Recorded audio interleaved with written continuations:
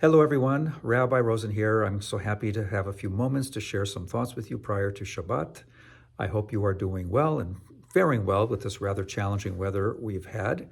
And I hope you might join us for a very special Shabbat this week and a Shabbat Shirah, a Shabbat of song, celebrating the song at the sea with the liberation of the Israelites from Egyptian slavery and the song of joy that has resonated with us throughout the ages as well.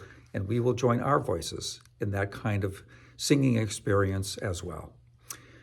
It may seem a little strange, even a bit cruel, to talk about a quasi-spring festival that is taking place in Israel and throughout the Jewish world by extension this week on Monday. Tu B'Shvat is the name of the holiday, the 15th day of Shvat, what is known as the New Year for the trees. In the time of the Mishnah, this was a time where it was noted that fruit-bearing trees would begin the process of shedding the dormancy of winter and beginning the process of having fruit come forth again. It was important for the determination of biblical tithes. In more recent times, Tu B'Shvat became an occasion for celebrating the ability that the Jewish world has had to rejuvenate the land of Israel by planting trees throughout the country. Many of us grew up with those ever-present blue boxes from the Jewish National Fund. We put a few coins in them all the time in order to purchase trees, and of course, that would bear, no pun intended, a lot of wonderful fruit over the years.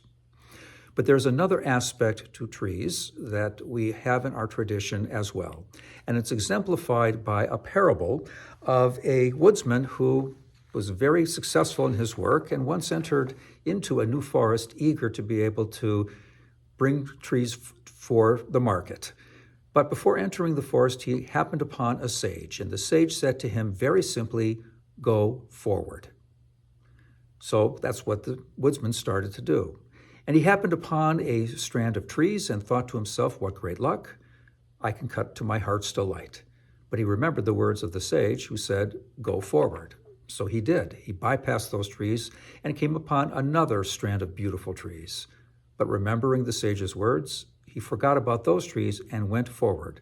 And this went on for some time until he happened upon a gold mine, a diamond mine, all sorts of riches because he continued to go forward. And because he did so, his riches only increased. We have in our tradition something similar, although not monetary in fashion. It is called Eitz Chaim, the tree of life. It's another way of saying Torah. The Torah is, as the prayer and the passage in the Tanakh has it, a tree of life for all those who cleave to it.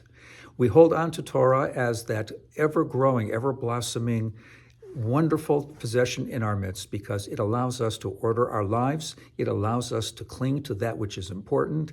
It brings us into constant meeting of the idea that all human beings are created in God's image. We are here to make a difference in the world, to elevate our lives, to elevate our souls, to be living fulfillments of that passage in the book of Vayikra, Leviticus, Kedoshim Tihiyu, you shall be holy. And just as the woodsman discovered, as he would go further and deeper into the forest, we too can discover, I believe, the beautiful riches of a spiritual heritage when we dig deeper into the tree of life, the tree that is Torah. It is something that marks many of our lives, and we never get tired of it, and I hope it might continue to mark yours as well. So let us dig deep this weekend, sing our songs, and find ourselves enriched by the Eitz Chaim, the tree of life, which is our tradition. Shabbat Shalom.